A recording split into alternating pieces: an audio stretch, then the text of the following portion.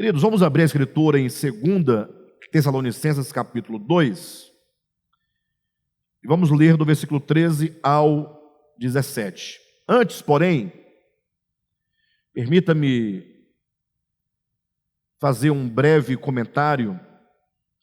Eu já falei isso outras vezes aqui, inclusive nesse estudo de Tessalonicenses, quando falávamos sobre a igreja. E assim, o sentimento que eu tenho é que há muito se perdeu o sentido e o sentimento de igreja. Isso por algumas razões muito claras, Talvez a primeira delas seja o fato do tempo profético em que nós vivemos, essa época de Laodiceia, essa época do individualismo, essa época desse mundo líquido que nós vivemos, em que nada se consolida, tudo se esvai, tudo se perde, tudo passa muito rapidamente. Nós estamos envolvidos com tantas coisas e acaba que a igreja, enquanto o seu sentido e o sentimento de igreja, acaba se perdendo também. Uma outra razão também seria o fato de que, em razão da decadência da igreja do Senhor Jesus, e aí eu falo no sentido geral da igreja, sobretudo século XX, e século XXI, século XIX, XX, XXI, nós vivemos aí uma decadência muito grande do abandono do Evangelho, de uma maneira quase que generalizada, e por abandonar o Evangelho não pode deixar o vazio, Tem que ser preenchido com outra coisa, e é onde entra o falso Evangelho, o pseudo-Evangelho, esse Evangelho narcisista, esse Evangelho em que coloca a prioridade humana, a vida humana, a necessidade humana, coloca o homem no centro de tudo, em detrimento a Deus, à sua vontade e ao seu reino. E com isso muitos perderam definitivamente e assumiram que não querem mais nem o significado, o sentido de igreja, nem o espírito de igreja, nem o ser igreja. Mas mesmo aqueles que permanecem como igreja, congregando, nas suas respectivas congregações e lideranças, mesmo esses também perderam, e muito, o sentido de igreja, o sentimento de igreja, a vida da igreja. E por que eu digo isso para os irmãos? Porque quando nós, isso assim eu falo pelo menos de maneira teórica, quando alguém se põe numa congregação, a pergunta que deve ser feita é: por que eu congrego neste lugar? Nós temos que compartilhar de alguns elementos comuns para poder estar no lugar. Precisamos acreditar no ministério, precisamos de compartilhar da fé do ministério. Isso não significa que nós não tenhamos, eventualmente, havendo essa necessidade, um contrassenso daquilo que é ensinado. Eventualmente alguém está no ministério, o ministério ensina alguma coisa fora da Escritura, fora do eixo central, das Escrituras, que é a revelação de Deus na pessoa de Jesus, e logo as pessoas não devem necessariamente concordar se houver desvio da verdade. Entretanto, mesmo não havendo desvio, a gente parte sempre do pressuposto de um coração puro, uma fé sem hipocrisia, não falando que o homem, enquanto ser humano, os homens não erram, mas falando de uma igreja sadia, uma igreja que se pauta, sobretudo, se pauta no Novo Testamento, sobretudo na revelação de Jesus Cristo. Os irmãos entendem? Então, não raras vezes nós ouvimos os ensinamentos, mas nós não abonamos o ensinamento de maneira efetiva, de maneira a colocar o coração, a vincular o coração na verdade. E nisso há muito prejuízo espiritual, porque eu acredito piamente que uma igreja, quando ela se alicerça na pessoa de Jesus, no nome de Jesus, na palavra de Deus, que é Jesus Cristo, ela existe por uma razão maior do que nós mesmos. A igreja existe por uma razão da nossa alma, do nosso destino eterno. Ou seja, o que nós construímos enquanto igreja é muito maior e está acima de qualquer coisa nossa aqui da terra.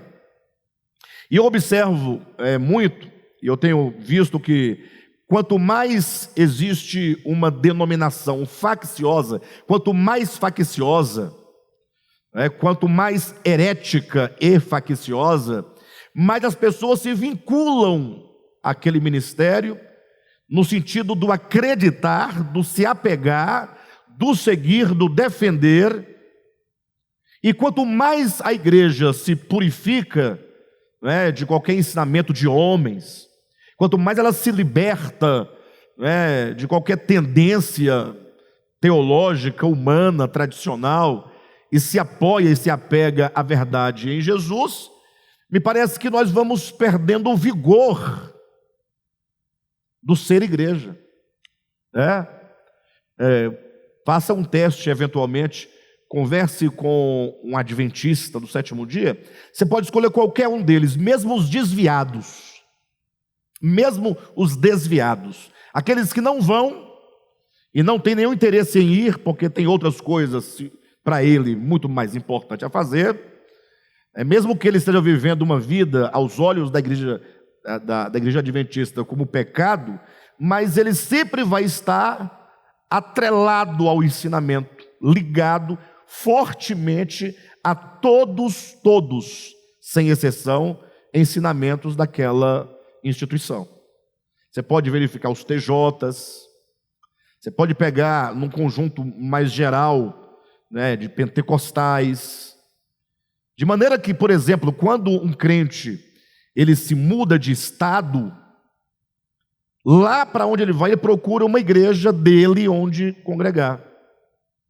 E se não houver, lá onde ele chegar, ele vai ser um ponto de referência em que ali vai se começar uma obra. Sim ou não?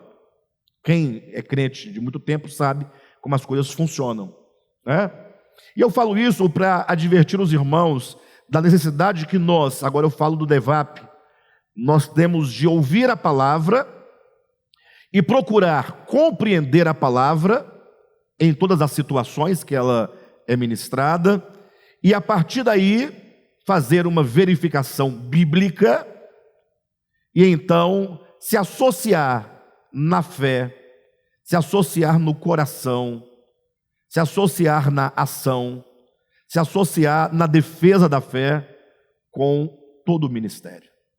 Isso é extremamente importante, porque é isso que dá força para que aquilo que é pregado continue, se propague, tenha sustentação. Quanto mais pessoas hasteando a bandeira do Evangelho, mais ele se mostra, mais ele se evidencia, mais ele alcança outras pessoas. Diferentemente de quando o próprio Jesus fala sobre isso, Só que ele fala num outro contexto. Lá ele diz, referindo-se ao império das trevas, ele referindo-se a Satanás, ele diz que uma casa dividida não subsiste. Ou seja, Jesus está dizendo que a obra de Satanás é uma obra em unidade. Interessante, E olha que a obra de Satanás é a obra de divisão.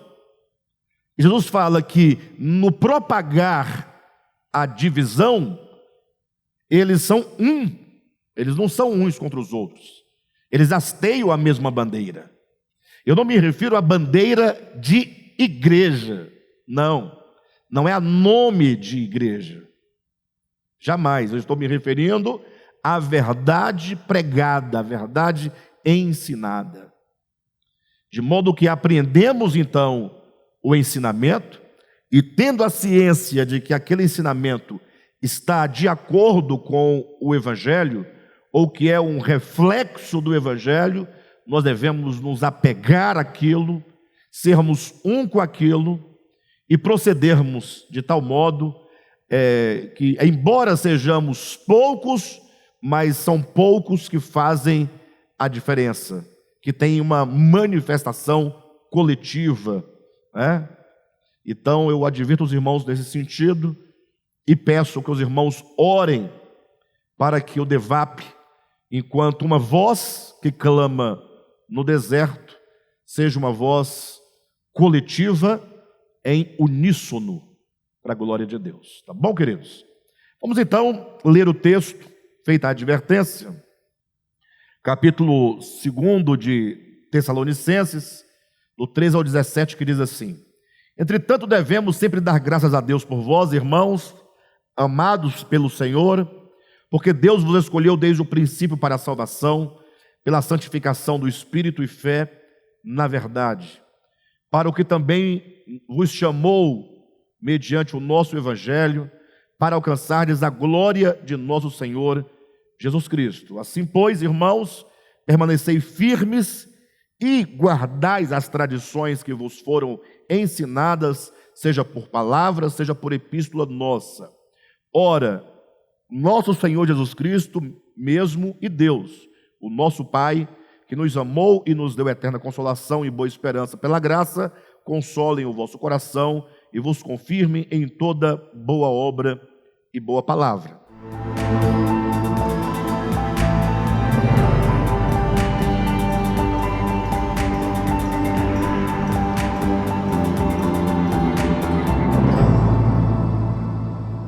Bem, a nossa advertência passa exatamente pelo que esse texto está dizendo. Nós vimos aqui na semana passada, já falamos, eu quero apenas trazer a memória dos irmãos, como que o apóstolo Paulo, ao se dirigir agora a um outro grupo de pessoas, esse outro grupo a que ele se refere são os que amam a verdade. Porque até então, no versículo 12 para trás, ele havia falado do grupo daqueles que não amam a verdade. Ele havia dito sobre aqueles que, por amarem a mentira, né, eles então estão sujeitos agora ao próprio engano. Ou seja, Deus permite que o engano se prospere, se propague, a fim de que aqueles que não amam a verdade, mas amando a mentira, a fim de eles darem crédito à mentira, para que, dando eles o crédito, haja a base, haja o fundamento, a legalidade de que sejam eles então julgados por Deus e consequentemente condenados. Então o primeiro grupo são aqueles que não amam a verdade. O segundo grupo, agora a partir do 13 em diante, os que amam a verdade. E ele coloca no versículo 13, no início, dizendo: entretanto devemos sempre dar graças a Deus por vós, irmãos. Então, lendo a carta aos Tessalonicenses, esse vós a quem ele se refere é a igreja de Tessalônica. É o contexto imediato. São os destinatários imediatos, pais, meus irmãos, dessa carta. Entretanto, ele passa a trazer aqui algumas características que, por serem características que alcançam também todos os crentes em todos os tempos e lugares, inclui, portanto, a todos os que não fazem parte da igreja de Tessalônica. Ele diz: entretanto devemos sempre dar graças a Deus por vós. E aí ele fala: irmãos amados pelo Senhor, porque Deus vos escolheu desde o princípio para a salvação, pela manifestação do Espírito e fé na verdade. Ou seja, ele coloca em pauta aqui o amor do Senhor por nós. E quando se coloca o amor aqui, não é o amor comum, não é o amor geral, não é aquele amor de que diz lá em João 3,16, porque Deus amou o mundo de tal maneira que deu seu Filho unigênito. Aquele amor é o amor geral, é o amor do Criador para com a sua criação na sua totalidade. Este amor de que diz Paulo, e ele vai repetir isso na maioria de suas cartas, é o amor eletivo. Quando se lê, por exemplo, em Romanos capítulo 8, versículo 29, quando diz: e aos que de antemão conheceu, também os predestinou. Quando tem essa expressão, aos que de antemão conheceu, esse termo conheceu no grego, gnosko, ele pode ganhar duas acepções. Gnosco, conhecer, enquanto Deus soube quem eram vocês, perfeito? Ou um sentido afetivo, conhecer no sentido de que ele nos amou eletivamente. Assim como um homem, ele escolhe para si, dentre todas as mulheres que ele conhece, que lhe são possíveis, ele escolhe aquela a quem ele ama. Ele tem um sentimento por uma moça, esse sentimento não se explica por nenhum motivo material, nem físico, mas o amor, ele simplesmente ama, e porque ele ama, agora ele deseja se unir àquela mulher, em detrimento de todas as outras.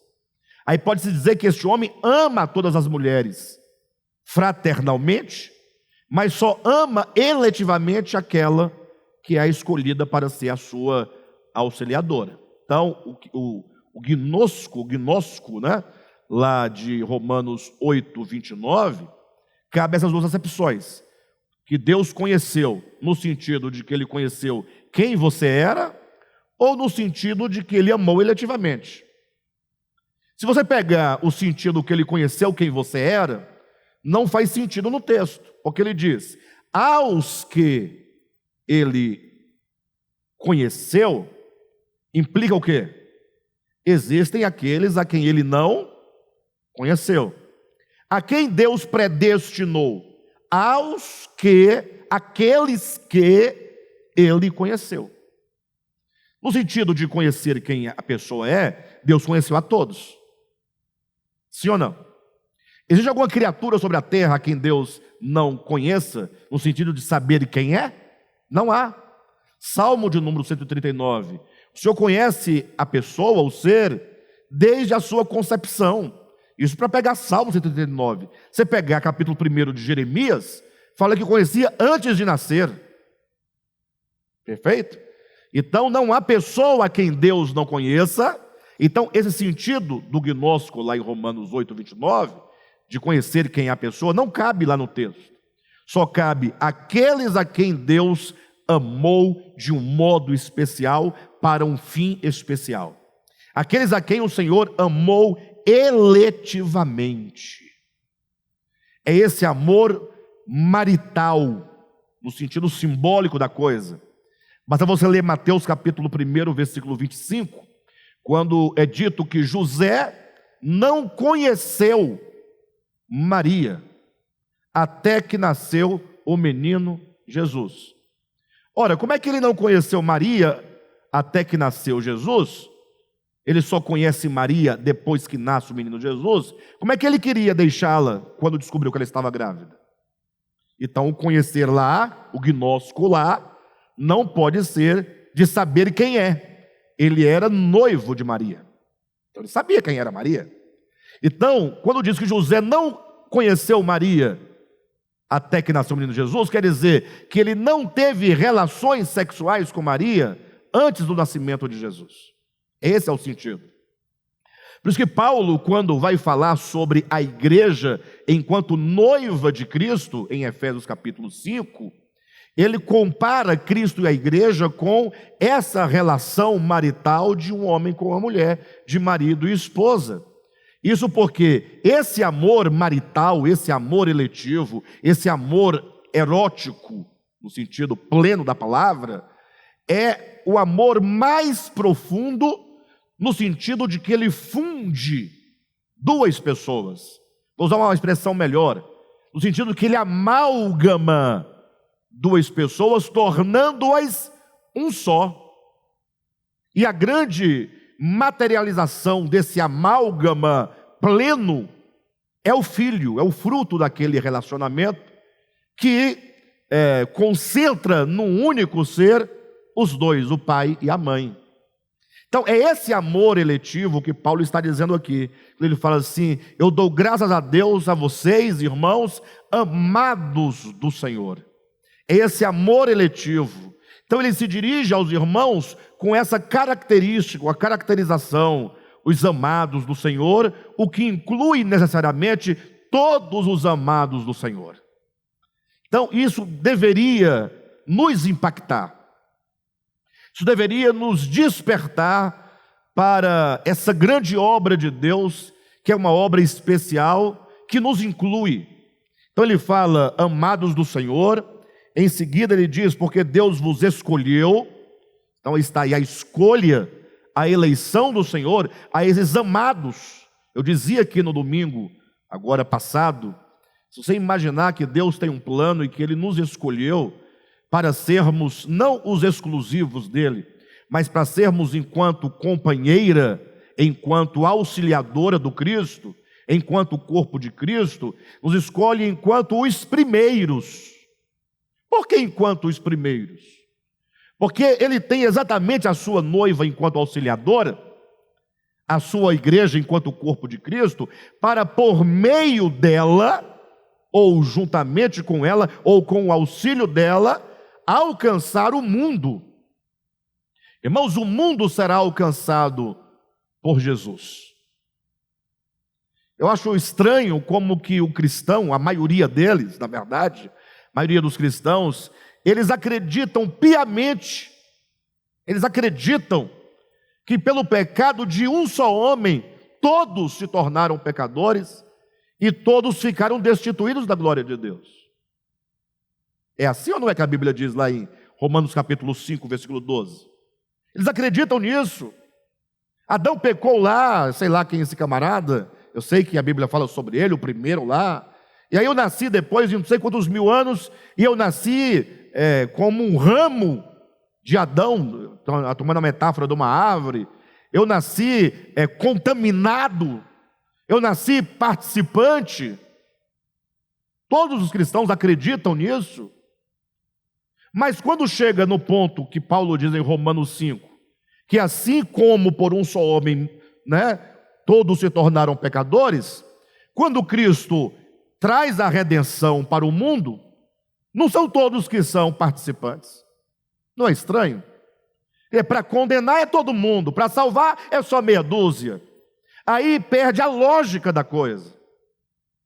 Eu sei, queridos, em nome de Jesus, que existe aí um certo orgulho de ser crente, uma jactância maligna e perversa, porque o crente, ele só se sustenta ou só se alegra com o ser crente se tiver um perdido do seu lado.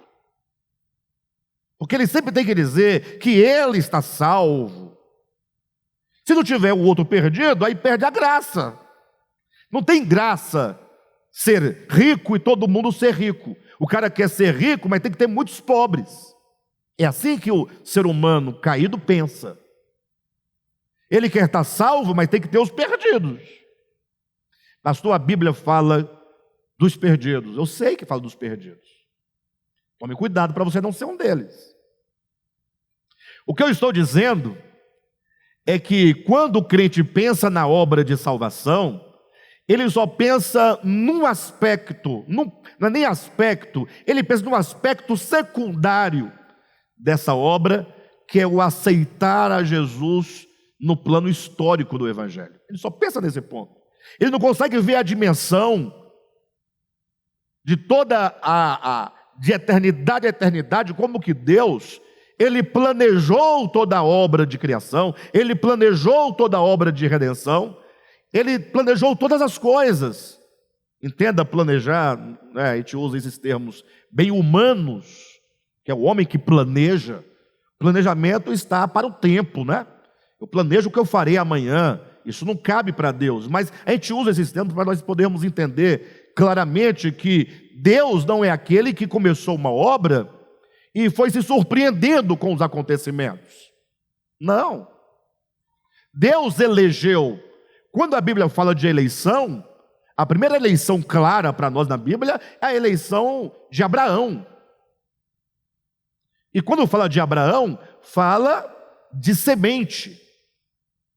Abraão, ele foi eleito por Deus. Deus escolhe Abraão, dentre tantos alenhur da Caldeia, para que dele nascesse, da sua semente, viesse uma prole, viesse uma descendência.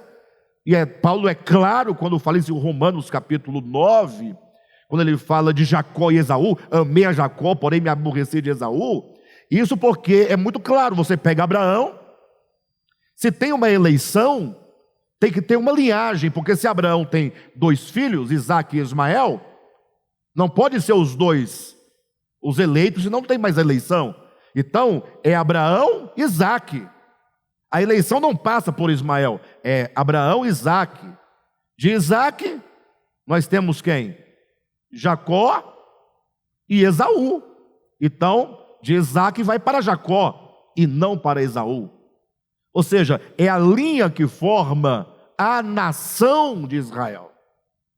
E Israel, enquanto nação, não era um povo eleito para ser salvo em detrimento à humanidade que estava perdida. No sentido de salvação mesmo, de fato e de verdade, Israel não era diferente de nenhuma nação, no termo prático da coisa. Ele era diferente porque era um povo escolhido, era um povo santificado, era um povo separado, era um povo a quem Deus concedeu uma série de revelações, né, acerca da sua graça, da sua redenção, a exemplo do templo, das ofertas, dos sacrifícios, do altar, dos sacerdotes, enfim. Então ele era um povo diferente por ser um povo que Deus escolheu para, a partir de Israel, alcançar o mundo. Israel seria, no projeto de Deus, um reino de sacerdotes. Sacerdote é aquele que leva Deus aos homens. Todo Israel não era projeto de Deus que apenas uma tribo fosse uma tribo de sacerdotes. Isso foi posteriormente, depois de alguns acidentes que ocorreram na história de Israel. Mas a princípio Deus falou: eu farei de vocês um reino de sacerdotes, todos sacerdotes. Para quê? Para levar Deus aos homens. Eles receberiam ali a revelação de Deus para comunicá-la à humanidade.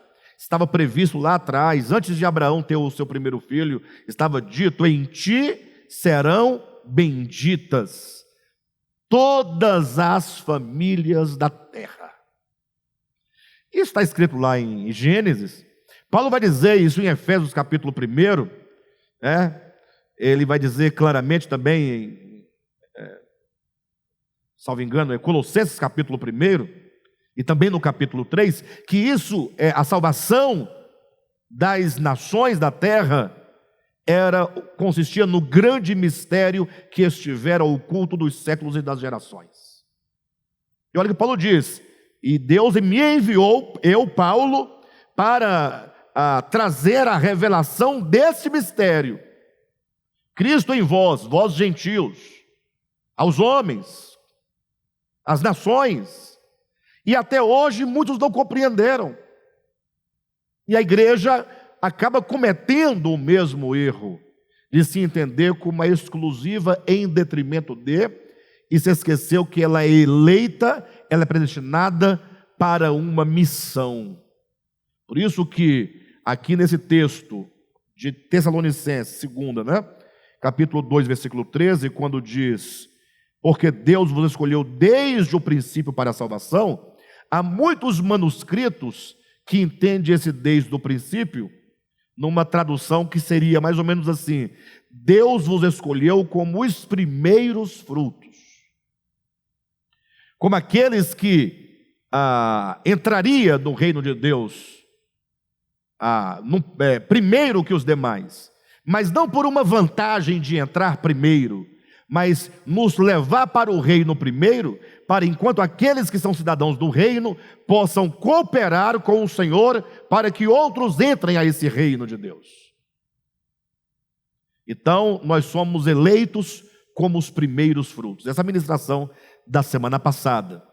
E ele diz mais que essa eleição, essa escolha, se dá na base da santificação do Espírito e fé na verdade. Versículo 14: para o que também vos chamou, mediante o nosso Evangelho, para alcançardes a glória de nosso Senhor Jesus Cristo. Então eu quero que do versículo 14 vocês sublinhem, ou separem aí: para o que também vos chamou, mediante o nosso Evangelho. Grave essa expressão, nosso Evangelho. Tá bom? No 15 diz: assim, pois, irmãos, permanecei firmes e guardais as tradições que vos foram ensinadas, quer seja por palavra, seja por epístola nossa. Então, quero que vocês separem também aí: guardai as tradições que vos foram ensinadas, quer por palavra, quer por epístola. Então, no 14, mediante o nosso evangelho. Versículo 15, mediante as tradições que vos foram passadas, né? Guardai as tradições que vos foram ensinadas, seja por palavra, seja por espírito, ou por epístola, né?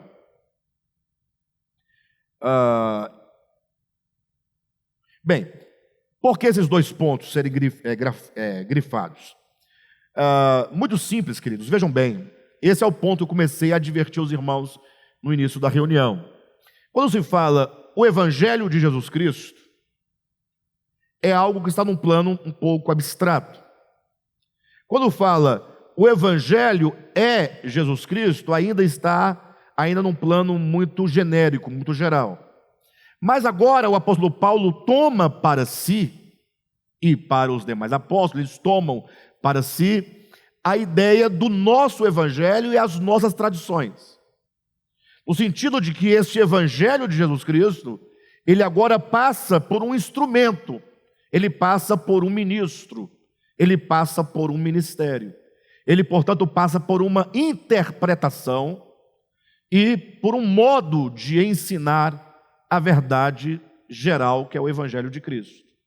Ou seja, Paulo é como que ele dissesse: olha, vocês precisam olhar para nós e ter a confiança de que nós somos fiéis mensageiros, fiéis dispenseiros de Cristo Jesus. Eu quero ilustrar isso para os irmãos em outro texto da Escritura. Marque aí, não desmarque Tessalonicenses não, e vamos para 2 Coríntios capítulo 3. Quando Paulo, lá no versículo 1 diz: começamos porventura outra vez a recomendar-nos a nós mesmos, ele está dizendo dele, Paulo, enquanto apóstolo, no caso dos seus cooperadores, daqueles que compunham o ministério paulino. Paulo era o apóstolo dos gentios. Paulo fora chamado com uma missão. E Paulo tinha ali consigo cooperadores, né, que o ajudavam nessa missão de transmissão do Evangelho, de ministração do Evangelho naquela perspectiva, naquela ótica da revelação que ele tivera acerca do Evangelho. Vocês concordam que os apóstolos, todos os demais, também tinham um ministério? E que o Evangelho é um só, mas ao passar pela visão de Paulo é de um modo, e ao passar pela visão de Pedro é de outro modo? Não são dois evangelhos, mas tem um mais amplo que o outro, tem um mais claro que o outro, tem um mais universal que o outro, tem um mais abrangente que o outro, né? Tem um mais impactante que o outro, e isso a depender do vaso que recebe a revelação. Lembram vocês lá de Mateus 25, a parábola dos talentos? Que Deus deu a um 5 talentos, né? A outro ele deu 2 talentos, e a outro ele deu 1 talento. E aí Jesus justifica: por que essa divisão? Por que 5? Por que 2? Por que 1? Aí Jesus justifica na parábola dizendo: deu a cada um conforme a sua capacidade. Se você entender capacidade enquanto medida, você imagina um vaso que comporta 5 litros d'água, um outro vaso que só cabe 2 litros de água, e um outro vaso que só cabe 1 litro de água. São vasos, e todos os 3 estão plenos, estão cheios, mas naquele que cabe 5 litros, ele tem mais. É a mesma essência de água nos 3 vasos. Paulo é esse vaso de 5 talentos. Paulo é esse homem que teve uma clareza do Evangelho como nenhum outro antes dele teve. Então ele diz aqui no capítulo 3, começamos porventura outra vez a recomendar-nos, ele está falando dele e dos seus cooperadores, do seu ministério. Daí ele vai desenvolver aqui no capítulo 3, que esse ministério que ele possui, que ele foi entregue, que é o ministério do Espírito, que não é o ministério da letra, Ele foi chamado para fazer a devida cisão, separação e distinção da antiga para a nova aliança. E cuidado, quando Paulo aqui em 2 Coríntios capítulo 3 fala sobre a antiga e nova aliança, ele não está falando o que você pensa que ele está falando. Porque você pensa que ele está falando de Antigo e Novo Testamento enquanto livros da Bíblia. Você pensa em Novo Testamento como os 27 livros, e você pensa no Antigo Testamento como os 39. E quando se fala de testamento e de aliança, já havia a aliança e já havia o testamento antes de haver livro escrito. Testamento é o pacto que Deus realiza com o homem. No caso do Novo Testamento, a aliança nova, ou o Novo Testamento, ele é efetuado na cruz. Lá não tem livro, lá não tem caneta, lá não tem papel. E ele diz que essa nova aliança é, na verdade, o pacto do relacionamento, que é o pacto da graça, mas é o modus operandi do relacionamento que só acontece no espírito humano, e não por meio de qualquer outra coisa. Então ele faz a defesa dessa nova aliança, como que dizendo, a nova aliança não é da letra, não é um tipo de relacionamento que você estabelece com Deus, no sentido de você obedecer a mandamentos que foram escritos em tábuas de pedra, mas é a nova aliança do Espírito, da justiça, que opera dentro do coração do homem. E ele vai então fazendo defesa e explicação desse ministério. Ele compara, a partir do 12 em diante, o seu ministério com o ministério de Moisés, mas no capítulo 4, é o ponto que eu queria que os irmãos lessem comigo, ele diz assim, olha, pelo que, tendo este ministério, segundo a misericórdia que nos foi feita, não desfalecemos. Ele está dizendo, nós não desfalecemos. Aqui ele não está dizendo para que os irmãos não desfaleçam, que é muitos ao ler esse texto falam assim, irmãos, não vamos desfalecer, olha o ministério de Deus. Não, Paulo está dizendo, nós não desfalecemos em razão desse ministério que nos foi dado. Ou seja, esse ministério é tão grande, é tão poderoso, é tão maravilhoso, que não há nada nessa vida que nos faça desfalecer. A força do apóstolo Paulo estava exatamente no poder desse ministério que é interior, que é no espírito, que é no coração. A força do ministério é que o sustentava. E ele vai dizendo, veja, pelo que tendo este ministério, segundo a misericórdia que nos foi feita, não desfalecemos. Ele não está pedindo que os irmãos não desfaleçam, ele está dizendo, nós não desfalecemos. É uma assertiva, é uma afirmação, ele está dizendo, olha, nós não desfalecemos. A forma, né? O modo verbal é que define. Versículo 2, pelo contrário, ao invés de desfalecer, ele diz o quê? Rejeitamos as coisas que por vergonhosas se ocultam, não andando com astúcia, nem adulterando a palavra de Deus, antes nos recomendamos a consciência de todo homem na presença de Deus pela manifestação da verdade. Mas se o nosso evangelho ainda está encoberto, é para os que se perdem que está encoberto. Então ele volta a usar a expressão, se o nosso evangelho. Então quando ele diz, nós nos recomendamos a consciência de todo homem, significa que ele está dizendo, nós diante da igreja, que é ministrada pelo ministério que Deus nos deu, nós nos recomendamos no sentido de que, não sendo nós aqueles que ocultam as coisas das trevas, nós precisamos, portanto, da vossa resposta. Nos recomendamos, quer dizer, precisamos da vossa confiança. Se não houver essa relação de confiança, ministério e membros do ministério, não há a produção do fruto necessário. Ou seja, nós precisamos nos despir de toda toda arma, ou de toda armadura, ou de qualquer coisa que ainda nos torna pessoas distantes. Então veja, voltemos agora para Tessalonicenses capítulo 3, ou capítulo 2, quando ele diz, versículo 15, assim pois irmãos, ou versículo 14, né? Para o que também Deus vos chamou mediante o nosso evangelho, ou seja, vocês foram chamados mediante a pregação que vos foi feita, ou seja, o estado de vocês, existe o chamamento de Deus, é Deus que chama, é Deus que realiza, porém, como Ele o faz? De que maneira Deus chama você? Será que Deus manda um anjo à sua casa, num dado momento, bate à sua porta, toca a campainha, se identifica e fala assim, olha, eu estou aqui porque Deus está chamando você? Ou será que Ele faz como Ele fez com Paulo, no caso Saulo de Tarso? Jesus vai pessoalmente chamá-lo?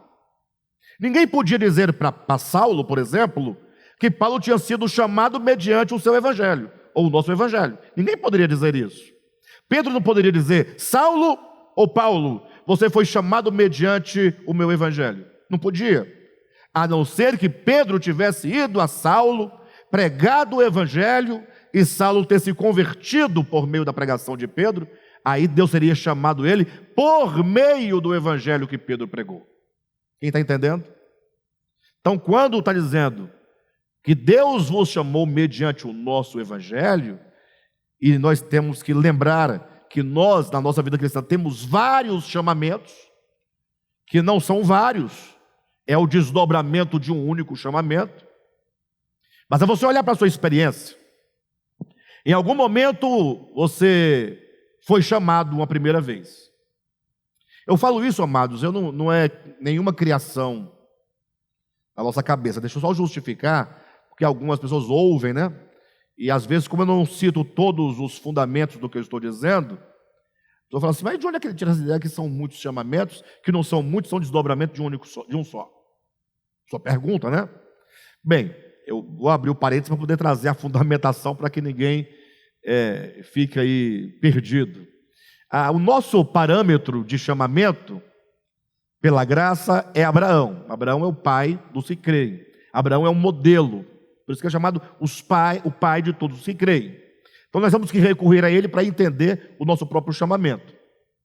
Deus chamou Abraão, o chamamento de Abraão é um só. Não tem dois chamamentos para duas coisas. Porém, Deus o chamou paulatinamente. E pelo menos duas vezes nós vemos o chamamento de Abraão. Deus chama Abraão quando ele estava na Mesopotâmia. E Deus chama Abraão quando ele estava em Harã. Se você ler Gênesis capítulo 12, capítulo 11 para o 12, vai dizer que Deus apareceu a Abraão quando ele estava em Harã. Não, em Ur da Caldeia. Ur da Caldeia.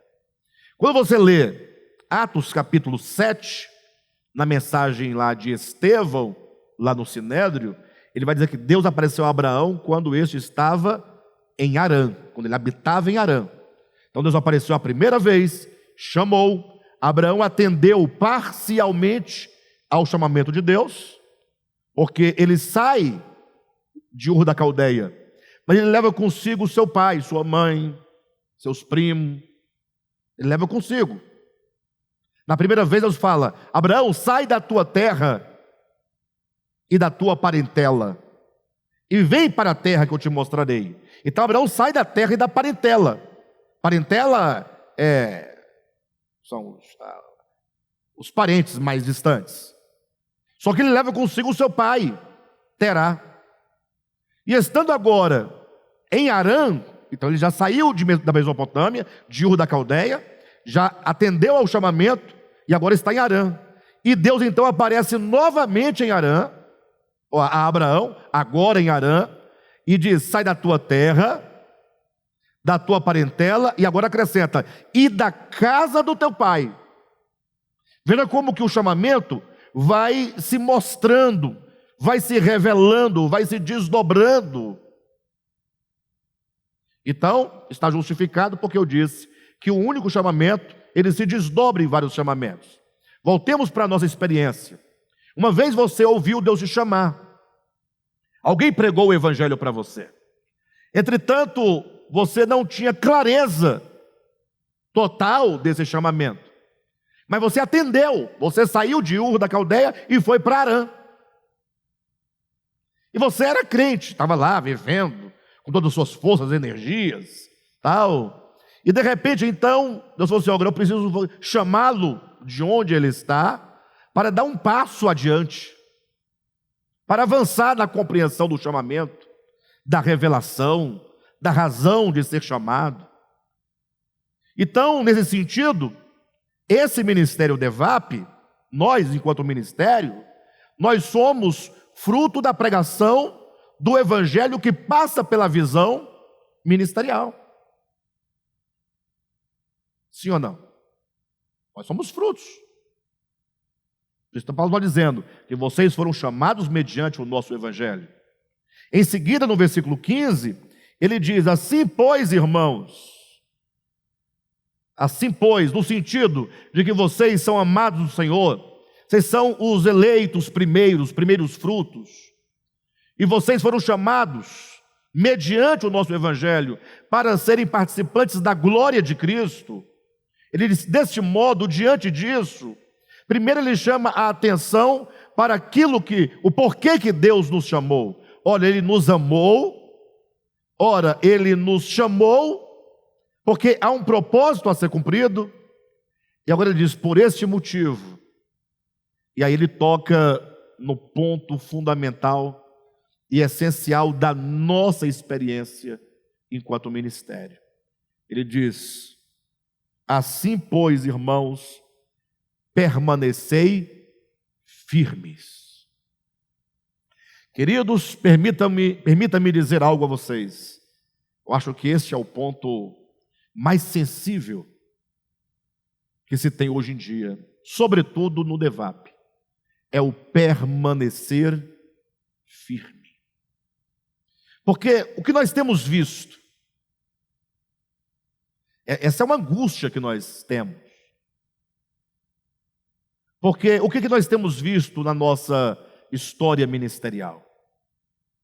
Nós temos visto pessoas virem, ouvirem, entrarem no processo de assimilação, se empolgarem, e quando menos espera, a pessoa abandona. Eu não me refiro a abandonar a fé, eu não me refiro a se desviar, como alguns dizem, eu me refiro a abandonar o ministério, porque só justificaria, e o que seria mais do que justo e sadio, saudável, alguém fazer uma migração no sentido de avançar para alguma coisa melhor. Até eu avançarei. Assim que algo melhor, mais claro, mais límpido, mais puro nos aparecer, eu sou o primeiro a avançar. E quem quiser vir comigo, vem. Não tem o que fazer. O DEVAP não é um ministério que se engessou. Não, ele é dinâmico. Ele está vivo. Ele sabe que a verdade é maior do que tudo, é maior do que nós, é maior do que o nosso entendimento. O ministério DEVAP sabe que nós nunca vamos abarcar a verdade como quem pega um objeto e o detém para si. Nunca. Porque a verdade é o próprio Deus. Deus é inesgotável. Teremos toda a eternidade para provar a verdade, experimentar a verdade, e nunca poderemos abarcá-la plenamente. O que nós vemos na nossa experiência é que esse tal do permanecer firme,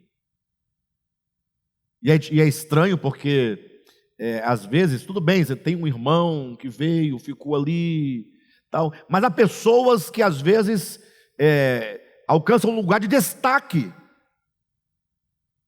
que pregam, que se envolvem, que se comunicam, e de repente, simplesmente, não permanece firme.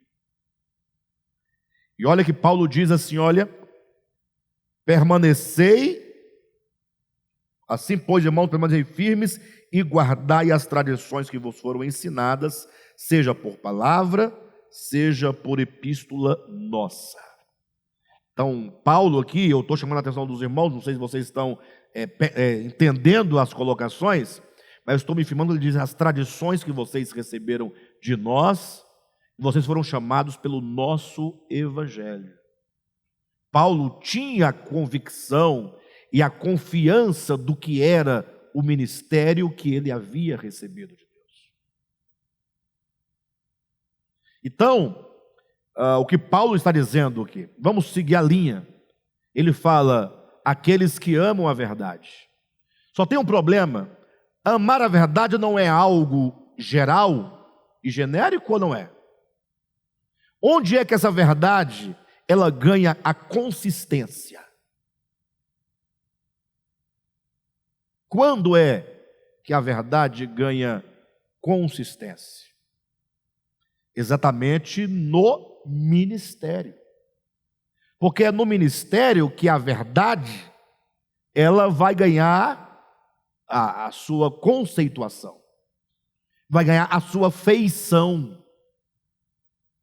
Se você perguntar assim para um cristão qualquer, você ama a verdade? O que ele vai te responder? Eu amo a verdade. Mas o que ele chama de verdade? Essa é a grande questão. Recentemente, uma pessoa me questionando, nós estávamos conversando, na verdade, não era nenhum questionamento, era uma conversa bem amigável. Era um irmão que, inclusive, estava perguntando para melhor compreender, para aprender.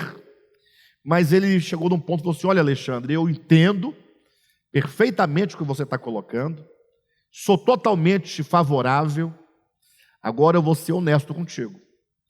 Ensinar isso que você está colocando para as pessoas que não são do DEVAP, não é fácil. Qual que era o ensinamento que ele estava dizendo? Era o chamado juízo passivo de Deus. Aí eu falei assim, mas isso é fácil de solucionar. Porque o DEVAP prega o juízo passivo. O que é o juízo passivo? É que Deus criou todos os homens, seres inteligentes, e que esses homens estão sujeitos a todas as consequências dos seus atos, mediante a lei universal da semeadura e da colheita. Aquilo que o homem semear, isso também se fará. Nós entendemos que Deus, Ele está sempre com os braços estendidos para salvar o homem. Mas o homem, às vezes, ou não raras vezes, ele toma para si caminhos que o conduzem à morte. E Deus diz, olha, esse é um caminho de morte. Deus envia os profetas, Deus envia Jesus Cristo, Deus envia o Evangelho, Deus envia os apóstolos, Deus envia os missionários, Deus envia a igreja. Deus usa de toda situação para converter o homem do seu mau caminho, porque Deus não tem prazer na morte do ímpio. Mas esse homem acaba chegando a sofrer a consequência do seu próprio afastamento. Passa a sofrer as consequências da sua miséria, o caso do filho pródigo. O filho pródigo chegou, ele teve consequências, o ato de ele ter deixado a casa do pai? Sim ou não? Foi humilhado, passou frio, fome, vergonha, nudez, enfermidades, desprezo. Mas foi o pai que aplicou isso no filho? Foi o pai que ficou raivoso, furioso e disse, olha, então por que você não me quer? Então eu jogo uma praga em você. Não, é a consequência. Isso é juízo passivo.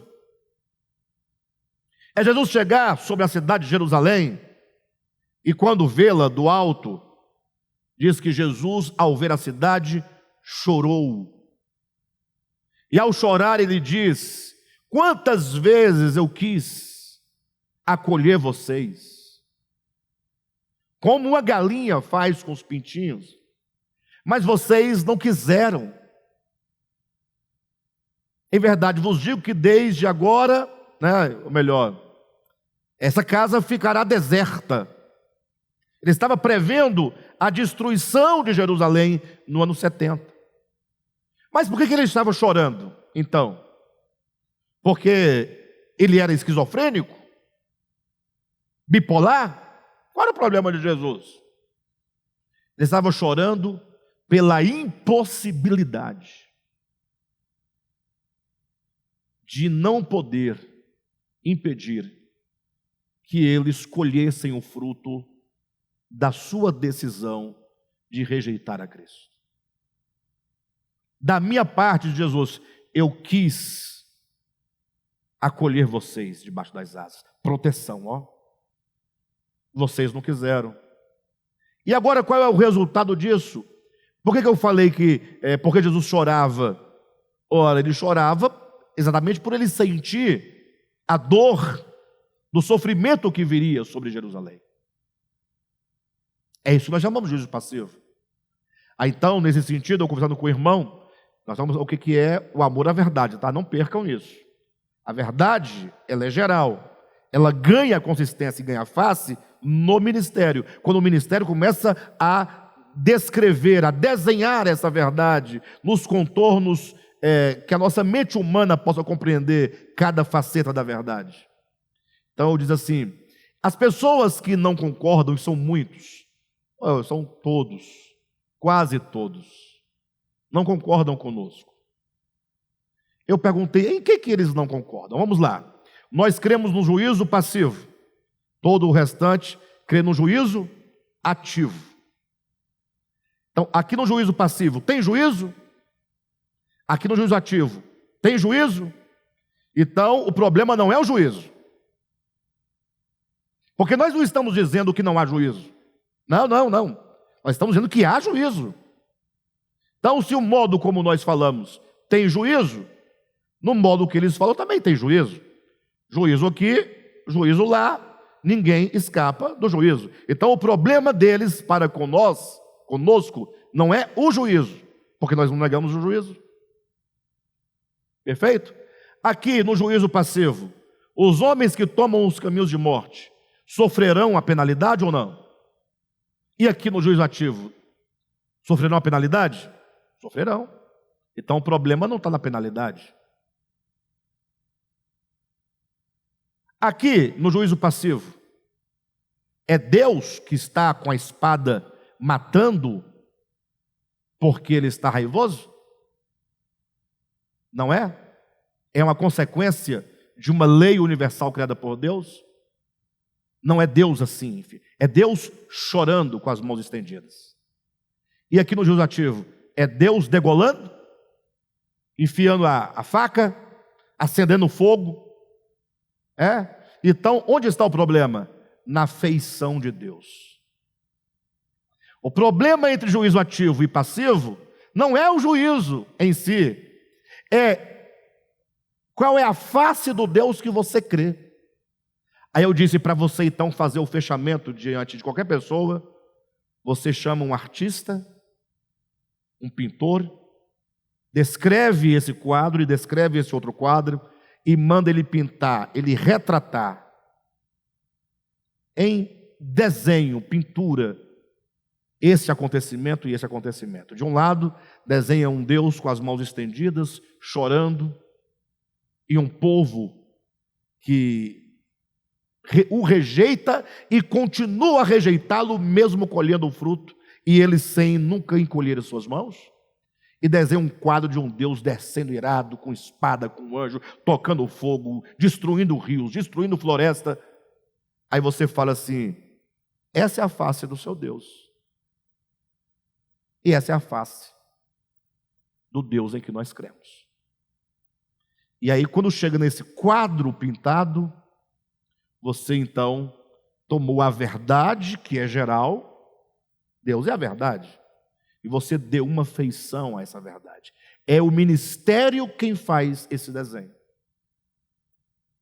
É o ministério quem faz essa leitura e traz nesse sentido, para que vocês creiam na verdade e amem a verdade.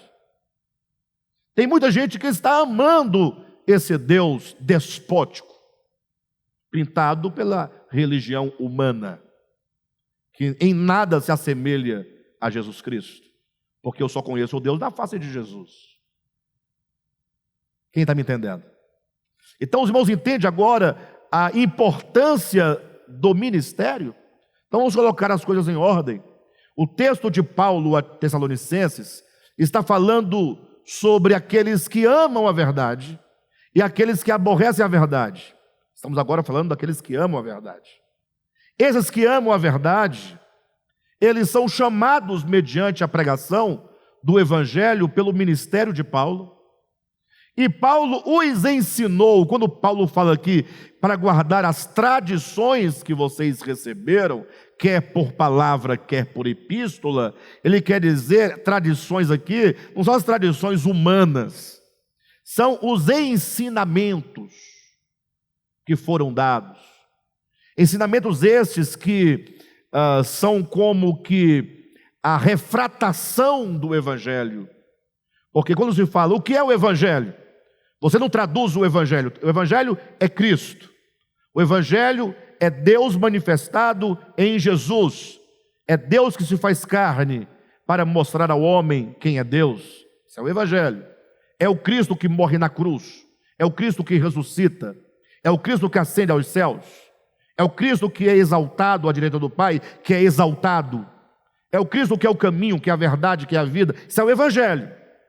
Só que o Evangelho não precisa também, agora, ser sempre atualizado, na medida em que nós vivemos situações diferentes em cada tempo, em cada lugar? Sim ou não? O Evangelho de Jesus Cristo, ele são como as letras do alfabeto. Agora vocês vão entender. São quantas as letras do alfabeto? 26. Certo? São muitas ou poucas? Muitas. 23 letras. Quando você pega um livro, uma Bíblia, olha um tanto de palavras, de frases. Ou seja, com 26 letras você forma quantas palavras, quantas frases, quantos discursos, quantos livros? Infinitamente. Então as letras são poucas. Já tem um.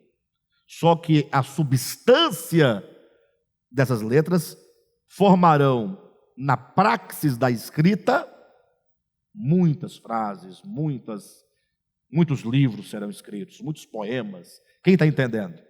O Evangelho é como as letras do alfabeto, essa é a essência de verdade, que vai ganhando dimensão e proporção na medida da experiência humana, no seu tempo. Por exemplo, hoje nós estamos vivendo um momento de polarização no Brasil, sim ou não? O Evangelho não tem que ser aplicado aqui? Ou não tem nada a ver? Então, essa aplicação aqui é a refratação, é a luz do Evangelho, que o Evangelho, enquanto a luz, veio, bateu e tomou a direção da circunstância na qual nós estamos. Então, todos os ensinamentos que Paulo passava para os irmãos, é o que ele chama de as tradições. Ou seja, eu ensinei o Evangelho geral, a essência, e esse Evangelho foi aplicado em várias circunstâncias. Como vocês devem proceder neste momento, naquele outro momento, naquela circunstância. Quando isso acontecer um problema entre dois irmãos, como vocês vão resolver essa questão? Então são as tradições, são os ensinamentos. Um exemplo prático, 1 Coríntios capítulo 6. Paulo fala sobre um problema entre dois irmãos na igreja. Eu acho que um irmão devia algum dinheiro, alguma coisa nesse sentido, para um outro irmão. E eles estavam numa disputa dentro da igreja, estavam ali numa demanda, paga, não paga, paga, não paga, paga juro, não paga juro, como é que vai ser? Esses irmãos resolveram ir perante o juiz, levar o irmão na justiça para resolver o problema. Paulo falou, olha, não estou entendendo. Então Paulo agora vai tratar de um ponto específico, um fato concreto, mas ele vai tratar com o quê? Com o Evangelho. Ele tem que pegar o Evangelho agora e atualizá-lo naquela circunstância. E aquela circunstância e aquela aplicação do Evangelho naquela dada situação concreta se torna a jurisprudência, se torna agora o ensino, a tradição que se aplica sempre que houver a mesma situação, ou situação análoga. Quem está entendendo? Então Paulo vai dizer, ora, irmãos, nós, igreja, vamos julgar os anjos e vamos julgar o mundo. Se a nós compete julgar os anjos e o mundo, como é que nós vamos perante um juiz ímpio para ele resolver as nossas causas? Não somos nós capazes de, por meio do Evangelho, nos resolver aqui? Em outras palavras, Paulo está dizendo, o cristão, ele tem que entender, poxa, para que ele foi chamado? Ele tem que saber que ele tem o Evangelho e que o Evangelho é o meio com o qual tudo ele resolve na sua vida. Não existe esse negócio de, não, Evangelho é quando eu vou para a igreja, Evangelho é quando isso... Agora, nesse aspecto aqui da minha vida, isso é outra coisa. Não existe isso. Aí você... né? O Evangelho deve ser aplicado em todas as circunstâncias.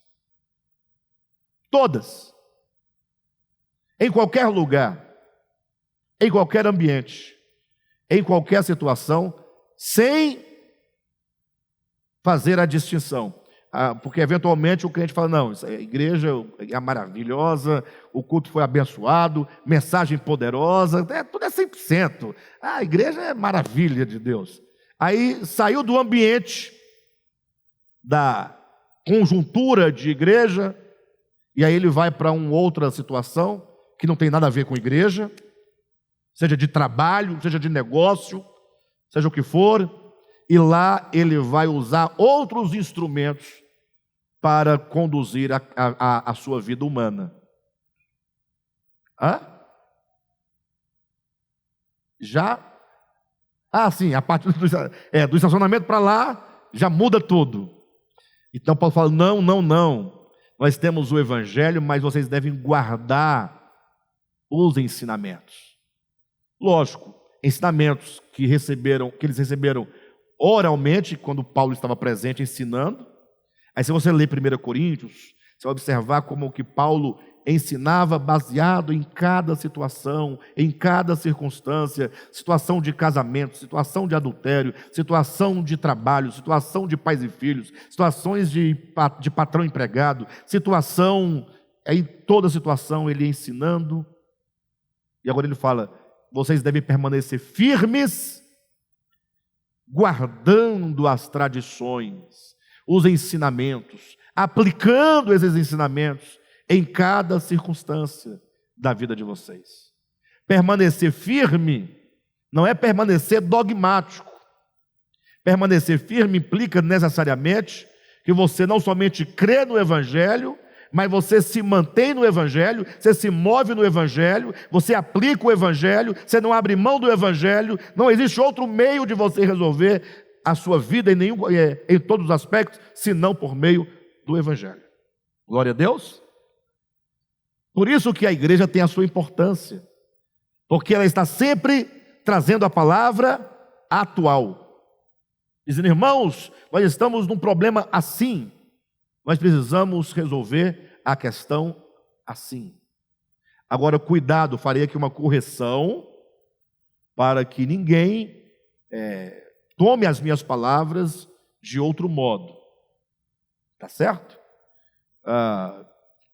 Existem, na nossa atual conjuntura, direitos e deveres que nós podemos assumir como cristãos, como cidadãos.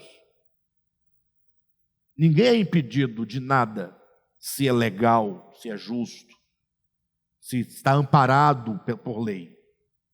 Agora, o modo como você faz e as razões pelas quais você faz é que você deve atentar para o Evangelho. Perfeito? E, sobretudo, talvez a melhor coisa que podemos aprender de todo esse processo que estamos vivendo é um elemento básico. Não julgueis para que não sejais julgados. Porque essa ideia do julgamento é grande demais. Eu estou constantemente julgando o meu irmão, que não pensa como a mim. E o meu irmão, em contrapartida, está me julgando. E nós ficamos nos julgando mutuamente. De todo modo, Paulo aqui então, nos versículos 13 ao 17, ele conclui no versículo 17 dizendo: consolem o vosso coração e vos confirmem em toda boa obra e boa palavra. Ou seja, que isso que nós temos transmitido, esse evangelho, este ministério, os ensinamentos, eles possam ser confirmados na vida de vocês, ou vocês podem ser confirmados na fé, na medida em que o ensinamento, em que o evangelho, que essas tradições, elas se concretizam em palavras e em obras. Ou seja, qual é o convite aqui? Que ao sairmos daqui, que nós tomemos as palavras do evangelho, a verdade que temos aprendido, e que essa verdade se materialize. Ela deixa de ser, sai da abstração da mente, ou saia, do mero discurso para a prática diária. E eu sei claramente que não é fácil colocar toda a palavra na prática, toda ela de uma só vez. Eu sei disso. Eu sei que nós teremos dificuldade ao decidirmos que assim faremos. Isso porque nós só podemos realizar as coisas na medida daquilo que nós somos. Ficou difícil de entender? Nada podemos fazer além daquilo que nós somos. Nós somos consciência. E a nossa consciência não é toda crística no momento. Está sendo formada, está sendo ganha. Cristo está sendo gerado em nós. É um processo. Então, se você é uma criança de 2 anos de idade, não adianta você, uma criança de 10 anos de idade, não adianta você querer realizar os atos de um homem de 30, que você não vai conseguir.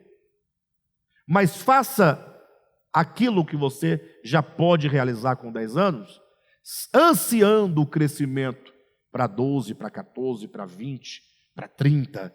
Ou seja, que você esteja em pleno desenvolvimento e buscando esse desenvolvimento normal. E aí, daqui a pouco, com 30 anos, você fará as coisas de um homem maduro. Mas se você, aos 10 anos, já pode realizar aquilo que é possível nos 10 anos e você realiza, você está dentro daquilo que Jesus disse: amarás ao Senhor teu Deus de todo o teu coração, com todas as tuas forças, com todo o teu entendimento. Ou seja, a entrega, ela é absoluta e total, na medida daquilo que cada um já alcançou. Amém, queridos? Então, que essa palavra sirva aí de não somente uma advertência, mas um convite. Vamos tomar as palavras que nós temos recebido ministerialmente e vamos colocá-las na prática da ação e também por palavras. Tá bom, queridos?